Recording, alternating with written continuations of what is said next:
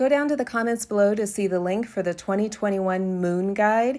This will help you tune into the energies of your chart for the entire year. And then when you watch your moon horoscopes with me, you really will be collaborating with the cosmos. Welcome to the full moon happening March 28th in the sign of Libra. So before we get into your individual horoscopes, I just want to explain how this works. Your horoscopes are written for your rising sign, which indicates the part of your chart that's being triggered or activated under this light. And also your sun sign, which speaks to your path of becoming. So you're going to want to watch both your rising sign and your sun sign horoscopes. Now this full moon, March 28th, is happening again in the sign of Libra, which is the element of air. So it's bringing in a free-flowing energy and a little bit of ease alongside Chiron and Venus. So it really is offering a healing light. So you're going to want to pay attention to your emotions because it's creating space for new ways of seeing yourself. Now this full moon is halfway through the cycle that began with the new moon in Libra back on October 16th, 2020. So you're going to want to see what's transpired since October and how your intentions that you sent back at that time are manifesting.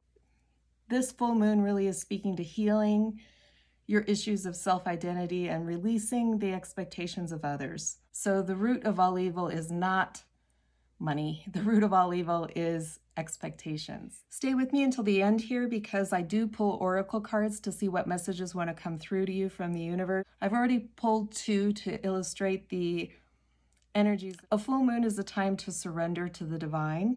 In Libra is speaking to balance. We want to have a win-win outcome for both parties, ourselves and others. Again, so we'll pull some oracle cards at the end to get what your individual messages. We have the sun in the sign of Aries and the moon opposite, reflecting the light of the sun from Libra. So Libra is the part of the chart that rules where we connect with others, and Aries is the part of the chart where we start. It's where we begin. This is your I am energy. So this is identity of self and how you project yourself out into the world. The sun is together in the sign of Aries with Venus, which is your self-worth. It's everything that you love and value. And Chiron is also present. We're going to really go into what Chiron means here because this full moon is offering a healing light. I'm calling this your cosmic medicine cabinet. Libra is the sign where we learn to see ourselves through others. So Libra is the great cosmic mirror. And Chiron isn't a planet. Chiron is an asteroid that travels between Uranus and Saturn. And Chiron in astrology represents your greatest wound that ends up becoming your greatest gift. This is where you find your medicine. So Chiron is the wounded healer. In mythology, Chiron was a centaur who could heal others but not himself. So the wound remained unidentified. He didn't know he was wounded. And our path to healing is the path that we walk through this life. It's not one destination point. You don't just wake up one day and become magically healed. Your path to healing is ever changing and ever evolving. You have to go through stages. So Chiron represents the wound, and it also represents the archetypes that help us move through healing and get us through this path of becoming whole. So the first archetype that we just discussed was the wounded healer. This is where the wound remains unidentified. We don't know that we're hurting.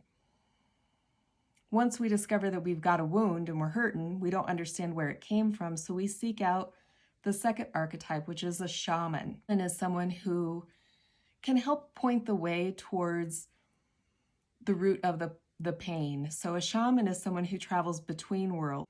They go all the way down to the depths of hell and then back up to heaven to find the root pain and bring it back down to you here on earth so that you can do something with it to heal it. They help you identify the pain. Once you know where the pain is or what the pain is from, you can move to the next stage through the next archetype, which is an alchemist. An alchemist is someone who helps you transmute that pain and heals the pain. You are the alchemist. You heal the pain. When it's in Aries, Chiron is teaching us that this wound, where we hurt, is related to our sense of self. It's related to our self-identity.